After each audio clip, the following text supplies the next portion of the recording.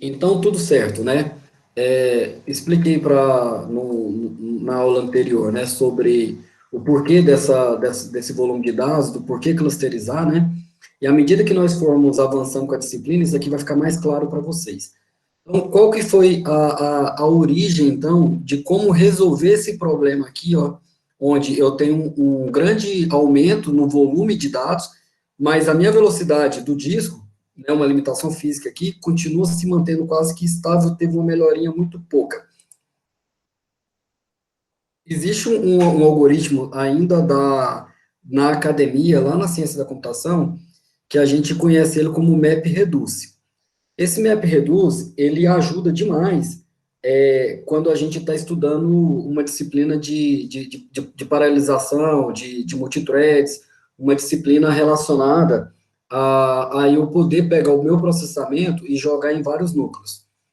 O que que acontece? Houve um certo histórico aí, e aí esse algoritmo MapReduce, ele foi evoluído, melhorado, ok?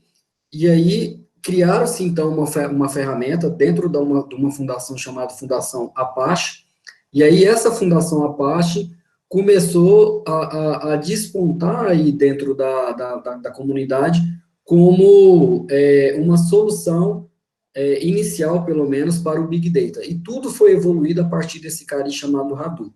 Então, o Hadoop, nós chamamos ele de framework, mas, assim, ele não na minha opinião, ainda não é um framework, tá? Porque a gente precisa dele e mais uma série de outras coisas para poder trabalhar. Mas ele fez duas coisas muito bacanas. Ele permite um formato de arquivo diferente, que é distribuído nesses clusters que você está trabalhando. Novamente, o que que é um cluster? É quando você junta uma ou duas máquinas, ou mais máquinas, para poder trabalhar, entendeu? E processar em prol de um objetivo comum. E aí, esse cluster trabalhando em cima desse formato de arquivo diferente, ele vai fazer algumas operações que a gente chama de operação de map e reduz. Isso daí ajuda demais para quando você for para o problema de processamento paralelo e distribuído, né? Então, isso daqui é o que o Luiz Mário vai entrar e a gente vai trabalhar muito com esse cara aqui de maneira prática, tá? Não apenas com MapReduce, mas a parte com Hadoop, vamos criar essas máquinas, por isso que nós passamos uma parte da nossa aula configurando e acessando a máquina no laboratório para que a gente possa criar um cluster nosso sem estar utilizando um cluster da nuvem, porque na nuvem não tem graça, né? Lá já está tudo pronto, você só chega lá com o arquivo que você programou e processa, né? O bom é você ter a noção de quais são os arquivos que tem que configurar, por que que você tem que fazer isso, por que que você tem que fazer aquilo. Ok? Então a gente não entra no assunto Hadoop hoje, nem amanhã, a gente vai entrar no assunto Spark, que aí eu vou olhar apenas para o Spark, vou esquecer essa parte do Hadoop, e depois a gente vai voltar nesse cara aí e fazer um ecossistema um pouco mais abrangente. A gente vai devagarzinho para que vocês entendam do porquê de processar desse jeito, quais são as limitações, ok? E por que que estamos nesse cenário hoje. Beleza, então, como essa é uma aula prática do porquê que você tem que trabalhar com essas coisas, eu vou dar um exemplo para vocês aqui bem prático, tá? Essa pesquisa eu fiz essa semana. Existe um livro, ok, que é esse Global Big Data Market Insights. Insights são aquelas sacadas que você pode ganhar quando você consegue interpretar alguma coisa de uma maneira diferente. Sabe quando acende uma luzinha assim, você vai falar assim, nossa, rapaz, olha só que massa, eu não sabia dessa informação. Mas essa informação estava lá no meio dos dados. Aí quando você processou esses dados, você chegou nela. Então, esse guia aqui, ele é um guia que quase ninguém fala no Brasil, tá? O Brasil ainda está muito incipiente, muito novo nesse cenário de Big Data. Apenas grandes empresas trabalham com isso, né? Isso aí não tá democratizado, né? Vamos dizer assim. Então, só para vocês terem uma ideia, eles estão fazendo já um mapeamento do que nós temos em cima de diversos aspectos, um raio-x bem fidedigno, ok? Das situações relacionado a quem são as empresas líderes, quais soluções essas empresas estão trabalhando, eles te dão casos de sucessos, casos de negócios, falam de infraestrutura, fala de integração de tecnologia, fala onde aplicar isso e por que fazer tais situações nos setores da indústria, ou para algumas regiões e até mesmo nos cenários de alguns países. Para você adquirir esse e-book aqui, você vai ter que desprender aí no cache, né, um arquivo PDF no valor de 2.187 euros, só para você ler sobre isso. Porque é só para vocês entenderem o quão caro é trabalhar e buscar informações, buscar treinamentos, se capacitar no assunto de Big Data. Ok? Então, o que que esse cara aqui trata? Esse cara traz tecnologias de Big Data, ele traz uma revisão dos setores, eles trazem ferramentas, entendeu? Qual ferramenta que está despontando, por que desse cenário, por que daquele. Então, ele traz até uma análise da previsão de mercado, para quem está querendo apostar com isso daqui, de onde você deve colocar suas fichas ou parte delas, né? De hoje, do ano de 2020 ao ano de 2025. Eu não sei se essa versão de 2020 a 2025 foi lançado já considerando a pandemia, ok? Então, eu realmente confesso para vocês que eu não li, eu não tenho 2.183 euros para aplicar nisso daí, entendeu? Porque eu não tenho uma grande empresa do qual isso daí poderia ser um fator de sucesso para mim, entendeu? Mas eu estou mostrando para É o vocês... petróleo, é? Hã?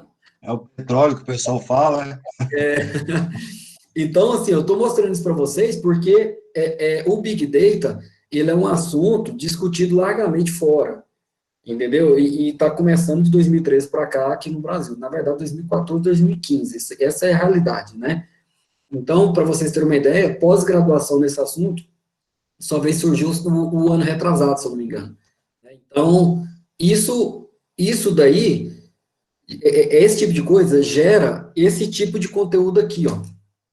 O que que é esse documento, esse landscape que eu estou colocando aqui para vocês? Eu vou tirar do zoom, tá? Do full screen, para eu poder ter a possibilidade de dar zoom em cima de algumas coisas. Vamos analisar. Essa imagem eu deixei disponibilizada para vocês lá em formato com alta resolução, do qual você pode abrir e você pode verificar, entendeu? O que que esse documento aqui traz? Ele traz todas as ferramentas de destaque separado por setores, separados por cenários, separados por como eu vou aplicar aqui dali. Por exemplo, vou dar um exemplo para vocês. Nós vamos trabalhar com ferramentas open source. Então, vou olhar esse cara aqui, ó, verdinho aqui, ok? Dentro do open source, eu quero trabalhar com frameworks de Big Data. Quais são os frameworks de Big Data que eu posso estar estudando para eu melhorar o assunto, porque uma aula na pós-graduação não vai me dar toda a noção que eu necessito do Big Data. Então, minha máquina está extremamente lenta aqui, deixa eu ver se eu consigo clicar. Estou tentando dar um zoom para poder ficar legível. Como eu estou acompanhando com vocês aqui no tablet, eu estou vendo se está legível. Se está legível para mim, tem chance de estar legível para vocês. Olha só, onde é que está aqui o Hadoop HDFS e o Hadoop MapReduce? A gente trata, na nossa pós, isso daqui como uma coisa só. Mas nós não falamos do Flink, nós não entramos no Mesos, nós não falamos do TES, entendeu? Nós não falamos do Apache Clean, Kylin, né, na verdade, ok? O que nós falamos na nossa pós de framework aqui?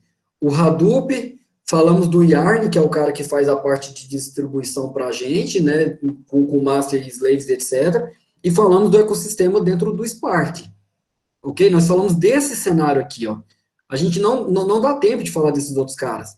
Mas, se eu quiser estar trabalhando com fluxo de dados dinâmico, se eu estiver trabalhando com uma consulta, que eu quero fazer uma consulta muito mais próxima de algum cenário que eu já estou acostumado, tipo estruturado, mas olhando para o Big Data, eu tenho o Spark SQL, eu tenho o Pig, ok? Esse carinha que é o Pig, muito famoso, eu tenho o Hive, eu tenho o Flink, eu tenho a Apache Drill, ok? Tudo isso daqui, ó, tudo isso daqui eu consigo trabalhar dentro da parte de Carry Data Flow. Isso de maneira open source, inclusive um player muito forte que é a Google Cloud Data Flow, ok? Se eu estiver trabalhando com acesso a dados, né, com o banco de dados em si, aí eu tenho o Cassandra, eu tenho o MongoDB, entendeu? Tem algumas, o Flume é muito massa para poder estar trabalhando também. Se eu estiver trabalhando com dados espaciais, aí eu posso ir para um Zoomkeeper, ok? Eu posso estar trabalhando com a parte do Apache Airflow, ok? Para trabalhar com stream, vamos supor que a gente agora quer criar um servidor de stream, de jogos, ou de vídeos, ou de música, sei lá, de qualquer coisa. Eu tenho também o Spark, tem uma parte dele que processa para stream. Nós temos o Storm, ok? A parte Storm, e tem o Kafka, ok? Esses são os que todo mundo mais utiliza. Para ferramentas estáticas, para você rodar na sua máquina local, você pode trabalhar com Python, com R, ou com a linguagem padrão do qual foi construído o Spark, que é o Scala. Entendeu? O Scala é muito próximo do Java, e é por isso que no próximo assunto nosso, a gente vai começar a entender o que é um paralelismo, entendeu? Mas tem a SciPy, que é uma biblioteca cientista para Python, tá? E aí você pode trabalhar em qualquer lugar, e a linguagem de programação Julia. Essas daqui são as ferramentas estáticas que eu posso estar trabalhando para eu conseguir alavancar o meu conhecimento sobre o Big Data. Se eu quiser associar tudo isso a uma ferramenta open source de machine learning, de inteligência artificial, ou até mesmo, se eu for para dentro do conceito de deep learning, de aprendizagem profunda de máquina, eu tenho o framework CAF, que é o precursor de tudo isso que nós estamos trabalhando aqui. Antes dele, já tínhamos o ECA, né? O ECA é bastante utilizado em ambientes de faculdade, de mestrado, de doutorado. Ele te ajuda a rodar alguns algoritmos dos quais você não precisa ficar perdendo tempo programando. Você vai lá, coloca, passa a fonte de dados, e ele já vem com alguns algoritmos prontos para vocês. Mas tem a Machine Learning Lib aqui, tem a Microsoft Cognitive Toolkit, tem o Theano, que também é um framework para processamento de Deep Learning, tem o TensorFlow, que é da Google, ok? Esse cara aqui, tem o Torch, entendeu? Então, esses caras aqui, ó, são todos relacionados a processamento de Machine Learning para Big Data. E aí, do lado de cá, se você estiver trabalhando com problema de busca, o que é um problema de busca? Vamos supor que você está numa situação da sua empresa, do qual você quer gravar todo o histórico de acesso e fazer uma auditoria fodida, entendeu? Gigante. Você sabe, cara, que se você for lá e habilitar a auditoria do framework de banco de dados seu, e você for colocar tudo isso no banco de dados relacional, cara, agora a sua máquina não dá conta de fazer uma consulta ali dentro, entendeu? Sei lá, eu vou lá e vou utilizar o Oracle Audit, mas o Oracle Audit, ele tem um conjunto de outras coisas, entendeu? Que não é só isso daí. Então, mesmo assim, a gente ainda não acha, hoje ainda, né, existem melhorias, existe um processo aí que a Oracle está trabalhando, a gente ainda não acredita que, por exemplo, o Elasticsearch perca para o Oracle Audit. Só que o Oracle Audit, cara, ele te cobra, ó, uma nota. Então, eu posso implementar o Elasticsearch. O Elasticsearch, cara, ele já está sendo adotado de maneira, assim, larga a nível de Goiânia, entendeu? Só para vocês terem ideia. E aqui tem uma Apache Lucene também. Se eu estiver monitorando o log e etc., né, tem esses caras aqui. Eu posso implantar um Kibana junto com o Elasticsearch, né, e aí eu posso fazer esses dois caras conversarem, fica topíssimo. Para a parte de visualização de dados, eu tenho o Rodeo, que é o mais famoso, ok? Para a parte de ferramenta colaborativa, do qual eu posso estar programando online junto com vocês, e a gente compartilha código, e a gente não está trabalhando de maneira estática dentro de nossa ferramenta, do nosso ambiente, existe o Jupyter, que é uma máquina que você sobe ela e ela fica disponível na web, você faz um desenvolvimento colaborativo, nós vamos utilizar parte dela em alguma aula nossa aqui. Temos a parte do Anaconda, que aí é mais para Python, ok? E para você implementar a segurança, você tem que trabalhar, na minha opinião, com a Apache Ranger, ok? Mas tem o Sentry, tem o Knox aí, no meio disso daqui. Você percebe que esse cara, ele traz um apanhado de tudo, cara. Eu quero trabalhar com parte de financial e economia, tem esses caras aqui, ó. Você vai perceber que o Tableau, ele está aqui dentro em algum lugar, entendeu? Agora a gente acha ele aqui, ó. Entendeu? Eu quero trabalhar com healthcare, IoT, tem esses players aqui, ó. Entendeu? Então, esse cara aqui, ele é muito bacana de você estar trabalhando. E ele sai de ano em ano, às vezes de 2 em 2 anos, entendeu? Basta seguir esse cara aqui, ó, esse Matt Turk aqui, ó. Esse daqui, por exemplo, eu peguei de 2018, porque eu não achei lá o de 2019 nem o de 2020. Eu procurei na internet e e não conseguir fazer o uso dele. Segurança, enterprise, a parte de aplicação. Qual que é o nome dessa imagem? Desculpa, mestre, repete. Qual que é o nome dessa imagem? Landscape, Big Data e AI Landscape. Você vai achar nesse site aqui, ó, ou seguindo esse cara aqui, ó, matturk.com/Big Data 2018. Eu não achei ele para 2019, 2020. Professor, o que o Google lançou agora é qual? O que o Google lançou em relação a... Análise de dados agora. Não me recordo. Sinceramente, eu não consegui acompanhar. Eu sei que teve um lançamento dele aí, uma plataforma toda gigante para isso, mas quando você entra lá, é tipo a Amazon, entendeu? Tem tanta coisa que às vezes a gente não memoriza os nomes, entendeu? Como eu estou mais na parte de open source e coisas mais dessa forma, então eu estou mais vinculado à Fundação Apache do que aos players pagos, entendeu? Apesar que a parte do que a Google lançou é gratuita. Não, eu também não abri, eu não sei também onde que fica. Eu sei que a Google é muito forte, né? Ela tem essas coisas aí todas. Mas qual que é a minha ideia de mostrar isso aqui para vocês? Porque nós estamos falando de plataformas Big Data. O assunto Big Data, ele é muito amplo. Então, essa imagem aqui, ela te dá uma noção grande do qual você tem condição de iniciar uma pesquisa e iniciar estudos na área. Por exemplo, se você vir aqui, ó, na parte, deixa eu subir uma imagem aqui para vocês. Muita gente conhece a Fundação Apache, mas convém a gente mostrar. A Fundação Apache, ela concentra muitas aplicações de diversos setores, entendeu? Não é só Big Data. Na verdade, agora que, de uns anos para cá, que vem a parte de Big Data, né? Mas, aqui, ó, tem a parte de comunidade dele, os patrocinadores, as pessoas, e tem os projects. Os projects você pode buscar por nome, por tipo, por categoria e etc. Ok? Se você vir aqui nos projetos dele, você vai perceber aqui embaixo uma lista de todos os projetos por nome. Entendeu? Então, se eu for pesquisar por nome, é essa coluna aqui. Se eu for pesquisar por categoria, é essa coluna aqui. Vamos supor que eu queira trabalhar com inteligência artificial, algo relacionado a sistemas de recomendação. Esse cara tem um Apache Mahout aqui no M, aqui, ó. JKLM. Não sei se ele já perdeu aqui, ó. Mahout está aqui. Entendeu? Se eu quero trabalhar com processamento da internet, os dados, eu quero transformar isso em Excel, em Word, etc., tem o Apache Poi.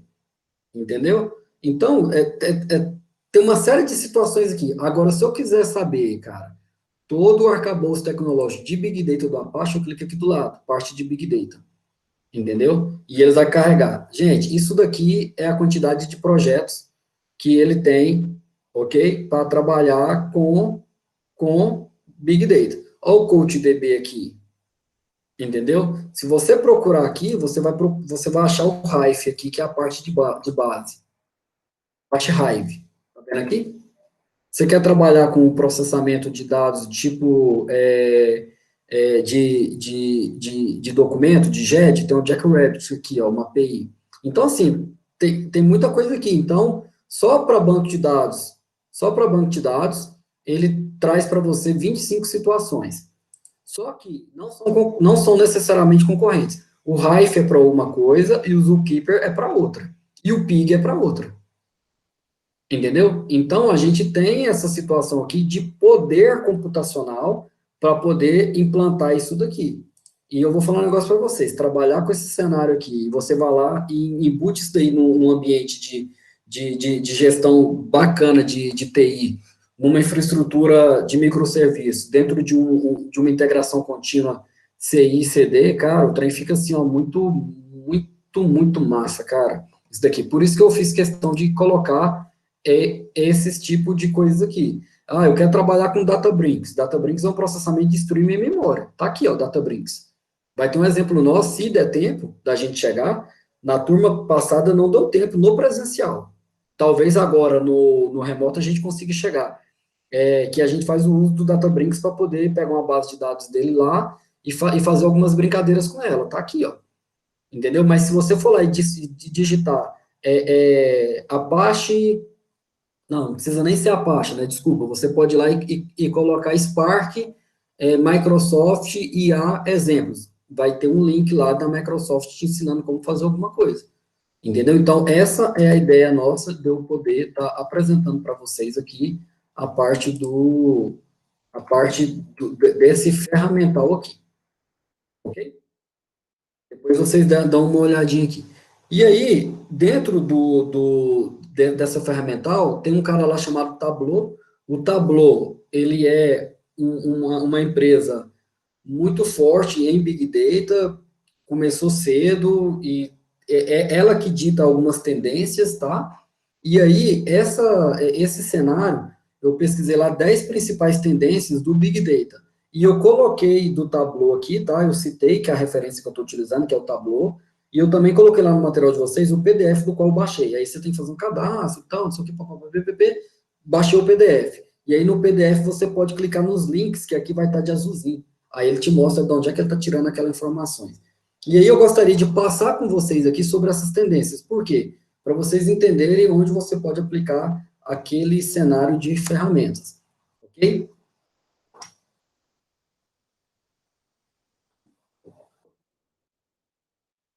Essa parte aqui é a introdução sobre Big Data, a gente já falou, né, sobre esses caras aqui.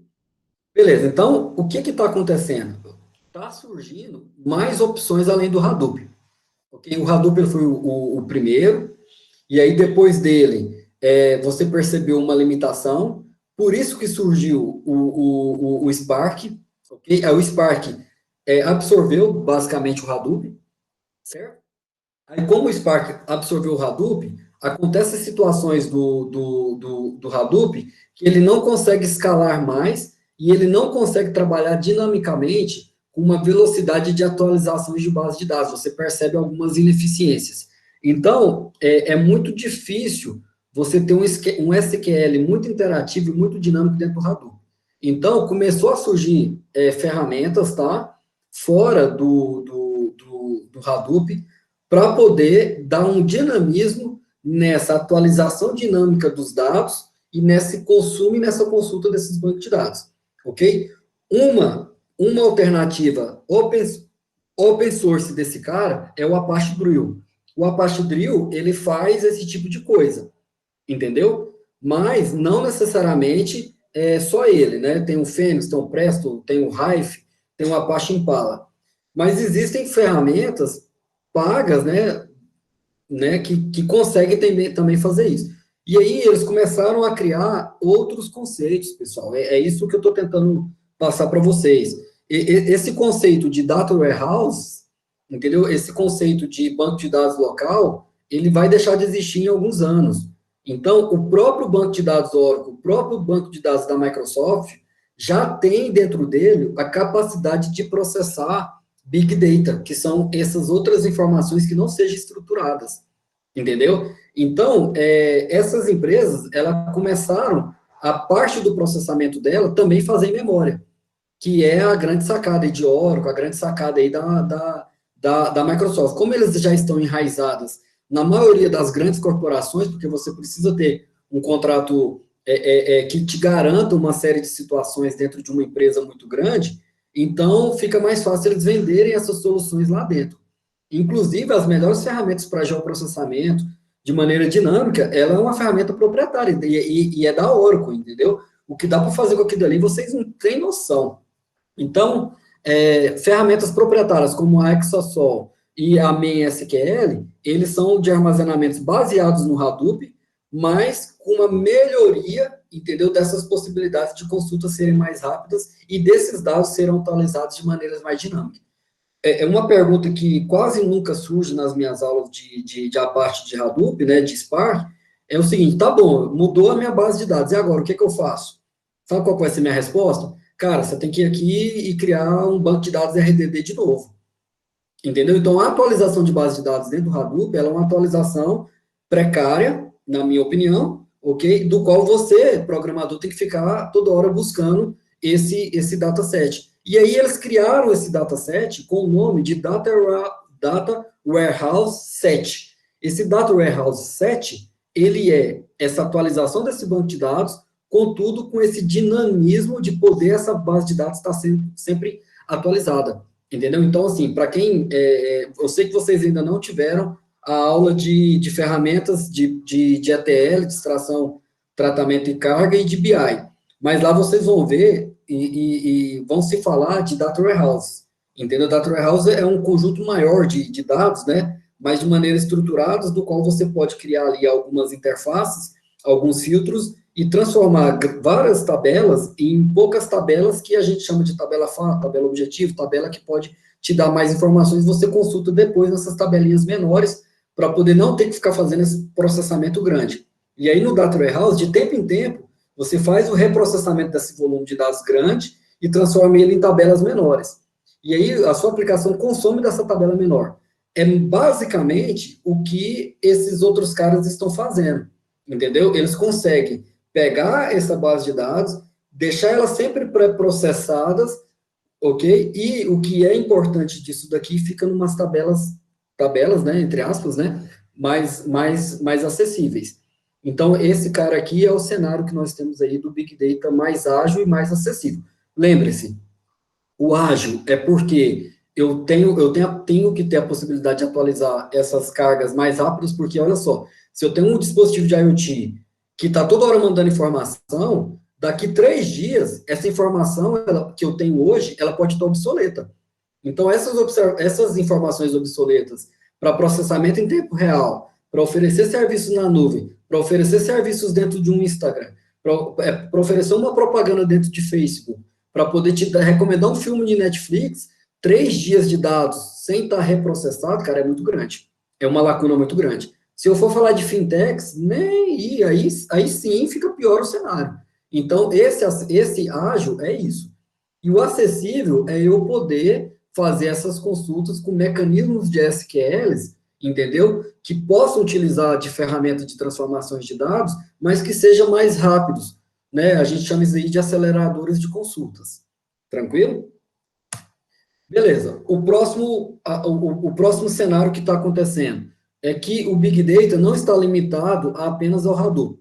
Vai trazer outras ferramentas, ok, para esse cenário. E aquelas ferramentas que foram feitas para trabalhar apenas com Hadoop, ela vai deixar de existir, entendeu? Ele vai normalmente, entendeu? Vai perder esse cenário. Então, o SQL Server, por exemplo, cara, recentemente adicionou suporte ao JSON. Por quê? Estão perdendo. Entendeu? Então, ferramentas de ponto de acesso que utilizam alguma técnica de BI para aquilo dali e que foi feito específico para trabalhar com Hadoop, cara, isso daí não vai permanecer, entendeu? Isso daí está com os dias contados de acordo, né, com essas tendências aqui de análise de mercado aqui, ok? Então, o que eu estou falando aqui é baseado no Tableau. Beleza. Próximo cenário. Existe um conceito de data lakes, né, que eu até explico ele em um vídeo que eu vou falar para vocês agorinha, que está cada vez mais comum, entendeu? Então, você tem ali uma noção dentro de Big Data, que é o quê? Você vai lá, faz um lago grande, você cavuca um buraco muito grande, muito espaçoso, ok? E até mesmo fundo, e depois você enche de água. Por isso que a gente chama de data lake, ok? Então, a ponto que, a qualquer momento, você pode utilizar essa água do jeito que você quiser. E você sabe que o uso da água é um uso que tem N possibilidades, ok? Então, o que seria a nossa ideia aqui? Você cria um repositório gigante de possibilidade de armazenamento de dados, depois você enche ele de água, que é o quê? Trazer informações de diversas fontes, por isso que é importante o próximo módulo do Luiz Mário, que é o módulo de crawling na internet, vocês vão aprender algumas ferramentas para isso, ok? Depois que você preencheu todos esse dado aqui de maneira dinâmica e que fica atualizando a todo momento, então você preencheu o seu lago de água, entendeu? que seria de informações. Agora entra a parte do brincar com os dados, né? Recreio, entendeu? Você vai construir um algoritmo de machine learning para poder ler alguma coisa aqui e cruzar com outra coisa. Você vai fazer uma análise preditiva, que é tentar adivinhar o que vai acontecer daqui 2 dias, entendeu? Então, você vai tentar observar como é que funcionam as coisas e descobrir lacunas para depois trabalhar no planejamento de segurança cibernética. Existem várias coisas nesse cenário. Até aqui, era dessa forma que estava funcionando, entendeu? Agora, qual que é o problema? O problema é que, como dentro de um data lake, eu vou aplicar só o Hadoop, entendeu? Porque eu vou precisar cada vez mais e repetitivamente atualizar isso daqui. Se eu estou atualizando meu data lake todo momento, qual que é o problema que eu tenho? O problema do primeiro cenário que eu falei. O Hadoop, para você atualizar ele tem que vir aqui, ler de novo, recarregar, criar um RDD, que é um banco de dados resiliente, né, um banco de dados distribuído ali, para depois você processar seu algoritmo em cima dele, entendeu? Então, é por isso que as organizações precisarão, mais rapidamente, ficar refazendo essas consultas no Data Lake, ok? E ele vai precisar de mais agilidade de respostas e mais rapidez nisso daqui, entendeu? Então, essas plataformas de Big Data, elas trabalham com aprendizagem de máquina, e essa aprendizagem de máquina, ela começa a aprender sozinho. Se você não atualizar a base de dados dela, esse aprendizado fica obsoleto, ok? Então, você vai começar a ter percas nessas ferramentas de self-attention, nessas ferramentas de autoatendimento, né? Então, bots, uma ferramenta de recomendação, isso daí acaba que, por fim, você vai ter um certo tipo de problema em relação a isso daí. Então, essas ferramentas aí, de plataformas de autoatendimento, que a pessoa entra e tem alguém te atendendo, isso daí vai ficar de maneira complicada de você manter isso daí se você continuar apenas no Hadoop. Eu não estou falando que o Hadoop não é importante a gente estar trabalhando em cima dele. Só estou falando que nós estamos em 2020, começamos a falar de Big Data no Brasil em 2015, na verdade, já se passaram 5 anos, e o que a gente vê nas faculdades aí até agora, todo mundo falando apenas de Hadoop, Hadoop.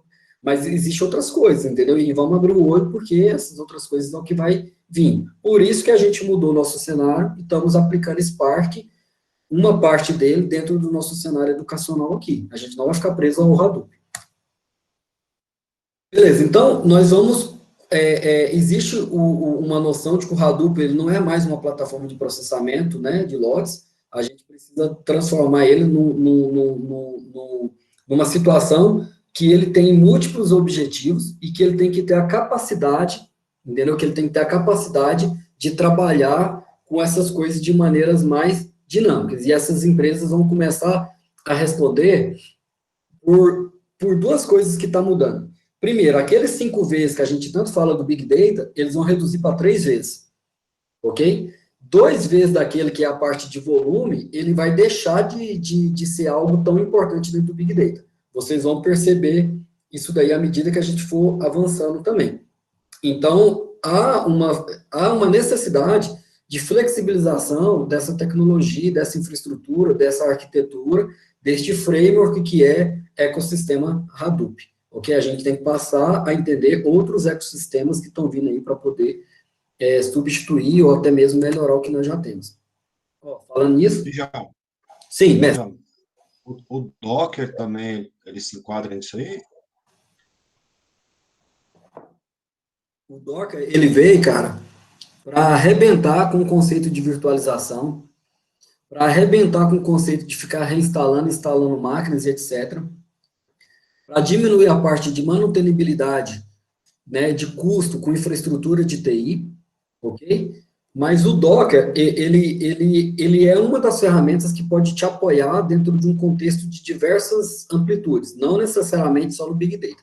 Então, eu posso, com o Docker, entrar na internet e procurar um Docker que já tem todo um ambiente de integração contínua pronto, com Jenkins, né, com Kibana, com uma série de situações. Eu baixo ele, instalo, ele já está funcionando, ele já sobe a minha máquina ali. Porque alguém já fez a instalação do sistema operacional, alguém já configurou as variáveis, alguém já deixou tudo pronto para você poder pegar aquilo ali e sair replicando de maneiras mais fáceis, né? Então, você vai lá dar um Docker Compose e ele já consegue subir toda uma máquina, toda uma infraestrutura de rede e de data center, ok? Então, o Docker, ele é mais como uma coisa que te ajuda nisso daí, mas não necessariamente ele é apenas Big Data, eu vejo ele mais para infraestrutura de TI, e é óbvio que o Big Data está em cima de uma infraestrutura de TI, né? Então, do que o Big Data precisar de infraestrutura, o Docker está lá para poder apoiar, ok? Beleza. Beleza. Então, o que que acontece? Existe uma pesquisa aí do Gartner que fala o seguinte, que o Big Data não é mais os 5 vezes, eles são 3 vezes. Alto volume, alta velocidade e uma variedade ampla. Aquele negócio de veracidade e valor, cara, é coisa óbvia, é óbvio, entendeu? Que tem que entregar valor, e é óbvio que o dado que está ali, eu tenho que confiar nele. Se ele está falando que o dado X é igual a 3, eu tenho que acreditar que esse X é igual a 3, porque eu vou trabalhar todo o meu algoritmo em cima disso, utilizando o parâmetro 3, né, como valor. Então, então eles tiraram essas outras coisas aí. Então, isso daí foi previsto quando saiu esse mesmo cenário aqui de 2015 para 2020, ok? E eles começaram também a dizer que lá o JSON ia se transformar em assuntos padrões para transferência de dados, mesmo de dados relacionais, até mesmo aquela parte onde essa parte estruturada, entendeu? Que não aceita esse tipo de documento, mesmo nesse cenário, o SQL o NoSQL, junto com o arquivo formato JSON, ele passaria a ser utilizado. E, cara, a gente está vendo isso daí. Então, hoje você percebe aí uma grande crescente a trabalhar com microserviços. A base de microserviços é você separar front-end de back-end. Você tem um cara aqui do lado de baixo, atrás aqui, que já é paralelo, distribuído, e que já está em regime de threads, de execução de dinâmica, mas a troca de informação entre esses caras vai ser por um tipo de arquivo, né, de maneira não estruturada. Que é óbvio que dentro da aplicação vai haver uma transformação desse dado de não estruturado para estruturado, mas nem sempre, quando a gente estiver trabalhando com dados não estruturados, dentro dessa situação de banco de dados que nós estamos falando, isso daí não tem essa obrigatoriedade, porque do lado de lá pode ser um NoSQL, ok? Então, você vai perceber, cara, uma pancada de formatos surgindo, né? É só você observar a evolução dos nossos messages, né? Então, você mandava você começava lá com IRC, que com o comando ali você deixava o texto em negrito, e aí para você fazer uma carinha você tinha que desenhar no teclado, né? Uma carinha daqui e dali. Depois começou a aparecer os emotions, depois dos emotions apareceram os emotions que mexem, né? Então, agora você tem a noção de sticker, que é uma figurinha, então você pega qualquer foto e transforma numa figurinha. A partir do momento que você pegou uma foto e transforma em figurinha, agora você tem 2 dados, você tem a foto, você tem a figurinha, e essa figurinha ela pode ter uma representatividade de contexto, né? Existe uma área na ciência da computação, que é programação orientada a contexto.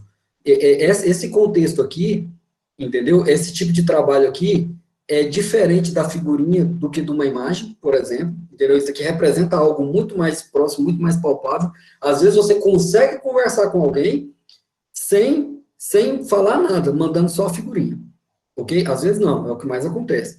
Então, você percebe essa mudança de formatos. Então, os bancos de dados têm que estar preparados para trabalhar com esse tipo de dados, com esses tipos de conectores, ok? Então, essas empresas, elas continuarão sempre avaliando novas plataformas, entendeu? E novas fontes de dados, novas formas de estar trabalhando com isso daqui. Beleza. E aí, é onde entra a mudança da nossa aula, a mudança de direção. Por quê, cara? Se o Spark é uma tendência, então vamos começar por ele, entendeu? Então, o Spark e o aprendizado de máquina, então vocês têm uma disciplina agora que vai tratar do Spark, lá na frente vocês vão ter uma disciplina de aprendizagem de máquina. Eles dão um gás ao Big Data. Então, o Apache Spark, anteriormente, ela era apenas um componente do ecossistema Hadoop. Lembra que eu falei para vocês que surgiu o Hadoop, depois teve o Spark acabou aglutinando o Hadoop, ficou uma coisa maior, por conta disso daqui. 70% dos arquitetos de dados, gerentes de TI ou analistas de TI, preferem utilizar o Spark ao tradicional Hadoop para fazer map e reduz. Por quê, cara? Porque o Spark, quando ele clusteriza as coisas, quando ele faz aquele trabalho ali, ele consegue fazer isso de maneira mais dinâmica e de atualização de dados. mais dinâmico e lendo de outros formatos, não mais apenas do formato do HDDD, entendeu? Ou do RDFS do Hadoop. Ele permite outras coisas. Se ele permite outras coisas, o data lake dele, a abrangência dele é maior, ok? Por quê? A ideia do processamento do Hadoop é tipo um processamento em lote. Eu não sei se vocês recordam na faculdade, quando vocês tiveram uma disciplina de processamento em lote. Vou dar um exemplo do banco de dados tradicional. Se você tem 100 mil registros, se você abrir 100 mil conexões, uma por uma, e ficar inserindo um por um, 100 mil vezes, 100 mil vezes, 100 mil vezes, você vai processar 100 mil vezes. São 100 mil inputs, outputs entre a máquina de origem e a máquina de destino, que é o banco de dados, e a máquina de destino, que é o banco de dados, devolvendo para a máquina de origem, dizendo que o arquivo foi inserido. Então, as linguagens de programação, Java e etc., ele tem uma estrutura de preparar esse dado e gravar em lote. Então, você pega esses 100 mil, faz uma conta do tamanho da memória que você tem, grava na memória uma quantidade X de registro, então vamos pegar 100 mil aqui, vamos dividir em 10 lotes de 10 mil. Aí ele processa 10 mil vezes aqui, coloca tudo dentro de um lote só, demora um pouco mais para trafegar na rede, porque o volume de dados é um pouco maior, mas quando chegar lá no banco de dados, ele dá uma carimbada só. Entendeu? Você vai perceber que você vai diminuir o tempo do processamento, de processar esses 100 mil registros, de maneira, assim, muito, muito grande. Entendeu? Então, o ecossistema do Hadoop, ele tem esse conceito de trabalhar em lotes. E aí você toda hora tem que vir aqui nele e ajustando. Lembra que eu peguei os 100 mil e dividi ele por 10? Então, não é que você vai ficar programando isso e preocupado com isso lá dentro do Hadoop. Não é isso que eu estou falando. Mas a atualização desse dado, o crescimento desse dado, você vai ter que ficar toda hora consumindo isso daí de alguma maneira. Então, você vai perceber uma evolução muito grande do Spark em relação a isso daí.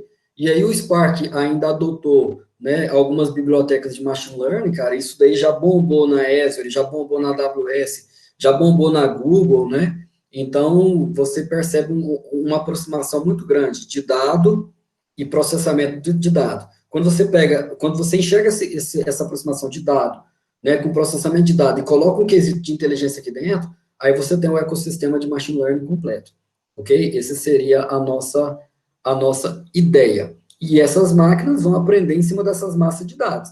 E ela tem poder, uma capacidade de abstração de aprendizado muito grande, né, graças aí ao Deep Learning, graças ao que ocorreu aí em 2010 ou 2011, eu não me recordo a data exata, né, houve uma publicação de um artigo aí, e meio que recuperou a inteligência artificial que estava parada e morta já há alguns tempos.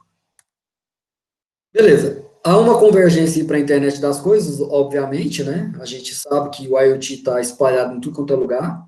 A gente sabe que existe um processamento gigante de infraestrutura de nuvem, por isso que vocês tiveram um contato aí com a plataforma, né? Com plataformas em nuvem. E aí o Big Data vai gerar novas oportunidades para análise desse cenário aqui. Ok? Esse autoatendimento é quando a máquina começa a trabalhar sozinha e consegue te atender sozinho, entendeu? Ele consegue gerar informações em cima disso daqui. Ok? Para não ficar lendo, porque já são 10h06, eu estou doido para terminar esse conteúdo aqui para vocês, para que a gente possa começar amanhã num conteúdo novinho, né? E sem querer apressar, se vocês quiserem me interromper, fica à vontade, tá? Eu não vou aprofundar nisso daqui, porque isso daqui a gente já vem falando desde as aulas passadas, mas se quiser, a gente aprofunda. Existe uma preparação de dados para todo esse cenário, então, existem umas ferramentas que, embora que tardiamente houve essa preocupação, eu falo tardiamente porque agora que a gente está falando disso, mas até então, uma dificuldade que a gente tinha o dado está lá, beleza, como é que eu trato esse dado, como é que eu trago ele de lá para cá, como é que eu consigo tirar os ruídos desses dados, entendeu? Por isso que mesmo numa pós de Machine Learning e Big Data, a gente tem que trazer uma disciplina de ferramentas de ETL, de ferramentas de BI. Por quê? É nela que você consegue ter uma dimensão, entendeu? Do porquê que vocês têm que tratar esses dados. Então, assim, esse surgimento dessas ferramentas, de tudo, ajuda muito, né? No autoatendimento, ajuda muito em resolver algumas coisas, mas como que eu preparo os dados para esse autoatendimento? entendeu? E aí a gente vê algumas ferramentas proprietárias que conseguem olhar para esse data lake e consegue te mostrar essas informações do qual você deveria estar trabalhando. E isso impactou, inclusive, na governança de dados. Isso impactou, inclusive, lá no guia, no DMBOK. Por quê? Porque até então, cara, a gente não falava de gerenciamento de metadados. O gerenciamento de metadados, ele é puta importante na nossa área. Sem ele, essa preparação de dados aqui, ela fica aquém e pode acontecer de lá na frente, a ferramenta está pedindo algo relacionado a PJ, ou APF, por exemplo, e o usuário tá entendendo como prato feito, e a gente do lado de cá está entendendo como pessoa física. E aí, como é que a gente faz esse cenário? Então, essa democratização dos dados, essa forma de trabalhar isso daqui, a forma como eu filtro isso, já surgiram ferramentas que faz só isso, e o pessoal tá rachando o bico aí, entendeu? Então, essas ferramentas estão reduzindo vários obstáculos, entendeu? Que faz com que a gente tenha dificuldade no processamento. Inclusive, a primeira coisa que a gente faz lá dentro do machine learning, lá dentro da parte de processamento de visão computacional, ou qualquer outra coisa nesse sentido, é um tratamento sobre o dado. Por isso que a gente tem a figura do data science, do data analytics, né, desses profissionais, porque tem um profissional desse daí que tem que ter expertise nesse tipo de tratamento, ok? E aí, o Big Data cresceu, então o Hadoop ele reforça esses padrões empresariais. Temos uma tendência aí muito grande de evoluir a parte de segurança, temos uma tendência muito grande de caminharmos para uma governança corporativa de dados, né? Até então, a gente entra numa gerência de TI e você não vê ninguém, cara, falando de governança de dados, você não vê ninguém preocupado com isso daí. Aí agora vem uma LGPD, e agora essas empresas vão ter que parir uma área dentro da TI delas só para trabalhar em cima desses caras. Agora, eu te pergunto, como que fica a parte de segurança? Entendeu? Como é que fica a parte de autorização, de garantia de acesso, de não disponibilidade dessas informações do qual você não foi autorizado? Entendeu? Você tem empresas gigantes aí que os caras usam os e-mails pessoais para ficar trafegando dados corporativos. E aí, como é que a gente faz? E aí surgiu um Apache chamado Apache Sentry, né? Esse Sentry é de Sentry mesmo, é descentralizado, que ele oferece uma série de situações já prontas para te ajudar nessa autorização, para te ajudar a, pelo menos, atender uma parte do que está vindo aí. O Apache Atlas, que é o que está aqui, ele foi desenvolvido para olhar para a governança de dados. Dentro da governança de dados, o que eu preciso atender? Porque também é impossível atender todo aquele quesito que está lá no DMBOK, entendeu? Então, assim, é tipo olhar para o CMMI e querer atender aquilo ali ao pé da letra. Cara, se a gente for atender o CMMI ao pé da letra, a gente não desenvolve um sistema, entendeu?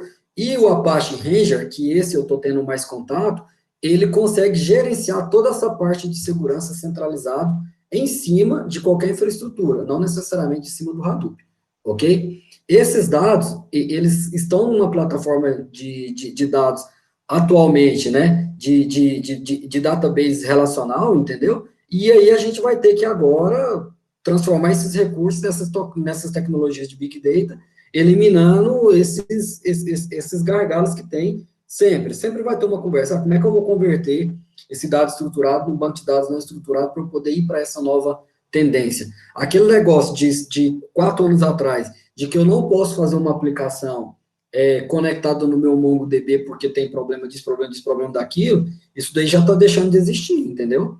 Então, assim, tem partes de sistema seu que pode continuar lá no estruturado tranquilo, mas tem parte dele que se você não utilizar um NoSQL, você não faz. Entendeu? Hoje, com o volume de dados que nós estamos trabalhando e esperando, não faz. É óbvio que eu estou falando aqui sempre no cenário, eu estou dentro de uma empresa, e dentro dessa empresa eu trabalho com esse cenário de Big Data. Então, nesse cenário dessas empresas, você vai ter que conseguir eliminar esse obstáculo aí, que é trabalhar com essas bases de dados estritamente estruturadas. Beleza, e aí, 10º e último assunto, na minha opinião, mais importante, por quê, cara? Porque olhamos, então, nós pegamos aqui o Apache Atlas, que olha para a governança de dados, ok? E aí nós pegamos esse cenário todo e falamos assim, rapaz, aqui dentro, né, dos 10 cenários que tem lá no DMBOK, tem lá integração contínua, segurança da informação, ferramentas de BI e etc., mas tem um carinha lá no meio lá chamado gerenciamento de metadados. Esse gerenciamento de metadados, ele é o mais importante para poder agregar valor ao seu negócio, para poder agregar e gerar insights para a sua organização.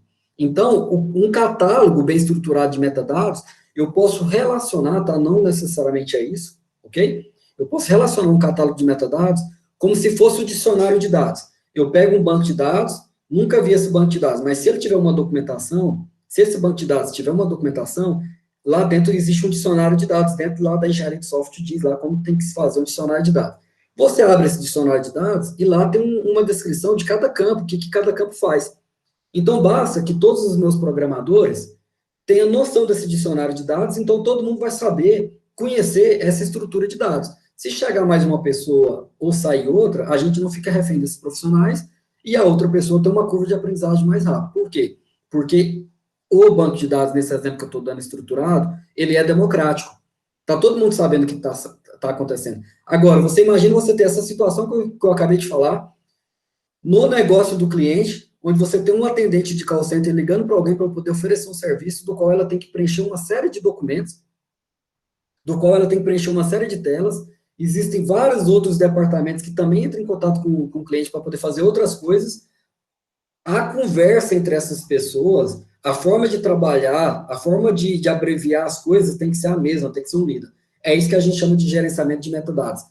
Em vez de eu preocupar agora em gerenciar o dado, eu estou preocupado em gerenciar as colunas, os nomes, entendeu? Eu estou preocupado em gerenciar o metadado, entendeu? Essa é a ideia de trabalhar com gerenciamento de metadados. Por quê? São esses metadados que vai ajudar as pessoas a conseguir descobrir, entendeu? Insights e novas informações. Então, você tem que ter uma conscientização dentro da sua empresa em relação a esse gerenciamento de metadados, ok? Então, esse é o importante. Aqui vem sobre o Tableau, né? Ele tem algum objetivo aqui, né? Um software gigante, tranquilo? Aí eu vou parar só um pouquinho aqui para mostrar um negócio para vocês, tá? Aqui no nosso Google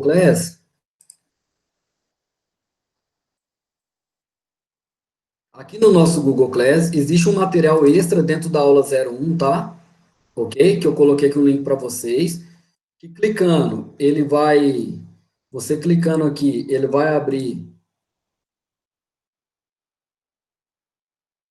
esse link aqui do YouTube, ok? Então ele consegue fazer essa gestão aqui. Pausando aqui. Esse vídeo aqui de 55 minutos, são 55 minutos falando de gerenciamento de metadados. Ok? Eu preparei esse material para vocês, porque eu entendo que existe uma disciplina de governança de dados, existe uma disciplina de plataformas de Big Data, né? Governança Big Data, plataforma Big Data, mas tem alguns assuntos que ficam no meio aqui que talvez fica perdido. Então, eu preparei isso daqui, subi lá, e aí vocês podem assistir, e esse cara, ele tem parte técnica, tá? Não é uma videoaula teórica. Aqui eu mostro por que tem que fazer, e no final aqui, o meu estudo de caso para mostrar para vocês é uma fintech, do porquê que uma fintech dá certo. Por que uma fintech dá certo? Porque, por regulamentação, ela é obrigado a atender uma série de leis, cara. E aí, o cara, para nascer com uma fintech, ele tem que aplicar aí algo em torno hoje, né, uma fintech, um bank as service, algo em torno de 11 milhões, mais ou menos, 10 milhões, é o que o pessoal anda falando por aí. Então, aqui, ó, eu mostro por que tem que estar dessa forma, por que tem que ter um glossário de business, entendeu? Por que a fintech tem que ter uma taxonomia. Então, aqui é um vídeo bacana, né? Aqui eu explico como que é a atualização desse metadado lá dentro da minha infraestrutura, da minha plataforma Big Data. Aqui eu tenho meu dado, aqui eu tenho meu MongoDB, aqui eu tenho uma API, uma camada de API, aqui eu tenho uma camada, né, de busca dessas informações, entendeu? E aqui eu coloco as ferramentas que podem ser utilizadas. Aqui eu tenho uma interface do usuário, como, por exemplo, posso utilizar o Tableau. Aqui eu tenho uma ingestão de informação. Aqui, essa ingestão de informação eu pego do Data Lake e eu explico como é que faz isso daqui, do porquê que é importante fazer isso daqui. E vai chegar num dado momento que tem que disparar uma informação aqui, ó, para alguém tomar uma decisão de que essa nova informação que acabou de surgir no Data Lake, ela é para isso, para isso, para isso, e ela impacta nisso, nisso e nisso. Então, eu tenho que ir lá e atualizar meu catálogo de dados, entendeu? Na verdade, meu catálogo de metadados. E aí, eu deixo aqui para vocês esse vídeo, está lá na nossa disciplina, vocês podem baixar, podem utilizar. Fiquem à vontade, para eu não perder 50 minutos, 1 hora falando disso daqui, eu resolvi fazer esse vídeo aí para vocês, para a gente dar uma andada com o nosso conteúdo, tá bom? E daí fica aí a critério de vocês. Lá também eu andei publicando uma série de vídeos sobre governança de dados. Se vocês quiserem relembrar alguma coisa de uma maneira mais prática, de uma maneira mais aprofundada sobre Big Data, você pode entrar lá e fazer o uso também, tem alguns vídeos lá, beleza? Então, aqui tem a parte dos profissionais. Por que eu volto nesse cara aqui? Eu volto nesse cara para vocês entenderem que eu vou ter pessoas que vão trabalhar com linguagem de programação, vai ter pessoas que vão trabalhar com a parte de consulta no banco de dados, vai ter pessoa que vai trabalhar com análise preditiva. Então, esses profissionais aqui, eles são profissionais muito importantes, entendeu? E o profissional de Big Data, ele tem que conhecer esse ecossistema inteiro, né? Ele tem que saber o que é um banco de dados distribuído, paralelo e distribuído, e a gente vai ver isso daqui de maneira prática. Ele tem que saber o que é um NoSQL, ele tem que saber quais são as ferramentas dentro do ecossistema Hadoop, ou dentro do ecossistema Spark, ou dentro do ecossistema Big Data. Ok? E aqui um cenário de Netflix que a gente andou já tratando, então eu não vou entrar nesse assunto. E aí eu encerro o conteúdo sem correr, tá? E aí vocês têm esse benefício aí dessa aula de governança de dados apoiado à gestão de metadados, e aí eu também já aproveitei e já coloquei outros conteúdos que eu tinha ministrado aí também. E aí, eu abro agora, então, para a gente poder trocar uma ideia e poder trabalhar. Eu vou fazer chamada aqui. Como que eu vou fazer essa chamada? Eu vou printar a nossa tela aqui, e depois eu vou procurar esse nome lá para poder não perder tempo da nossa aula aqui, para fazer a chamada, e aí abre esse intervalo aí de 10 minutos que nós temos para perguntas ainda, e aí quando eu terminar e encerrar aqui, eu faço a chamada. Então, não desconectem até eu printar, tá, o nome de todo mundo aqui.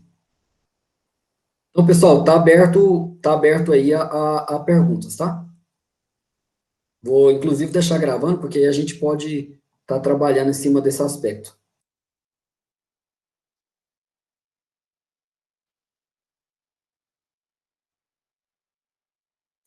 Djalma, a gente vai trabalhar com o Tableau, o Power BI, qual ferramenta que a gente vai, Então, isso daí vai ser que lá, faz essa interface? isso daí vai ser lá na parte de visualização da informação, tá?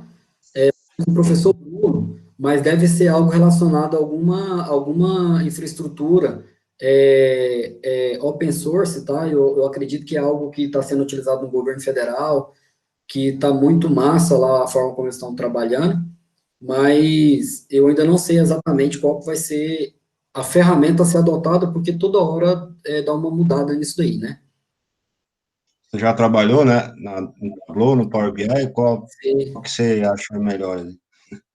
cara, o BI, ele tem algumas limitações do qual o Tableau não tem, né? O Power BI demorou demais para evoluir, até mesmo a questão de processamento dele. Ele não trazia o processamento para a memória, entendeu? Então, isso dificultava muito. E a interface dele não é uma interface tão amigável. Então, assim, se fosse para escolher e tivesse a bala na agulha para escolher qualquer um dos dois, né, porque os dois são proprietários, a parte full deles é proprietária, eu iria no Tableau. Mas eu acho que é mais fácil a gente procurar algo na linha de open source, para as nossas aulas. A gente vai trabalhar com isso, então, com essas ferramentas, né, mais na frente, né? com alguma delas, eu não sei exatamente qual, mas é a disciplina, eu acho que é a primeira disciplina do ano que vem, viu? É a próxima depois lá do técnicas de estatística, eu acho que já seria a próxima, eu não tenho certeza, mas se não é a primeira do semestre que vem, vai ser a segunda, por exemplo, entendeu? Uhum.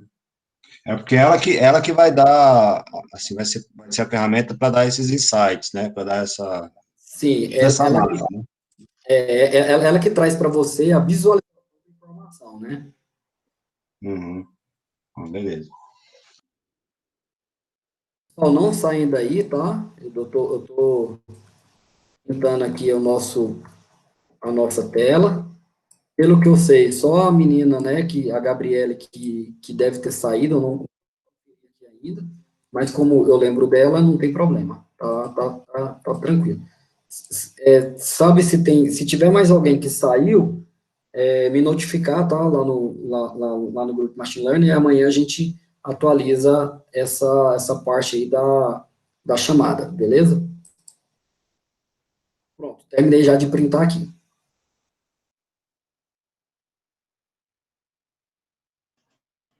Djalma, então amanhã a gente pode contar com 8 horas, então. 8 horas eu já estou aqui com a sala aberta, já dá para quem for chegando primeiro, a gente já pode ir até conversando sobre o assunto, né, para a gente gerar essa amizade, essa forma de trabalho.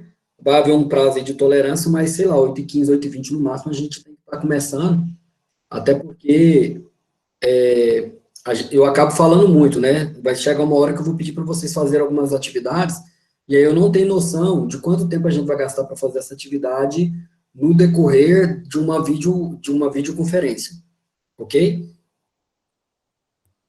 Legal. Ok. Até amanhã, então. Obrigadão, professor Djalma. Um abraço, senhor. Até amanhã. Abraço, gente. Boa noite para vocês.